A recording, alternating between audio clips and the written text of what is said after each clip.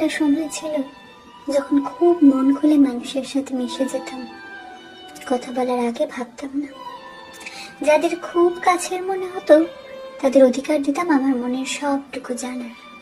আমার দুঃখ, কষ্ট, চাওয়া না পাওয়া, মন খারাপ সব কিছু তাদের সাথে ভাগ করে নিচ্ছি বলে ভাবতাম। কিন্তু ধীরে ধীরে বুঝতে পারলাম ভুল করছি। আমার সেই ব্যর্থতা, কষ্ট, দুঃখ এসবের মধ্যে অন্য মানুষকে ঢুকতে দিয়ে আমি ভুল করছি। তারপর থেকে মনের দরজাটা বন্ধ করে দিলাম। আজকাল আর কাউকে মনের খুব কাছে আসতে দিই না, একটা দূরত্ব রাখি। আর সেই দূরত্বটা আমাকে অনেক বেশি মজবুত করে তোলে। আমার নিজের যে কষ্ট দুঃখগুলো, সেগুলো নিজের মতন করে সামলানোর ক্ষমতা বেড়ে যায় অনেক গুণ। নিজেকে বোঝার, নিজেকে বোঝানোর মধ্যে দিয়ে নিজের সাথে নিজের সম্পর্কটা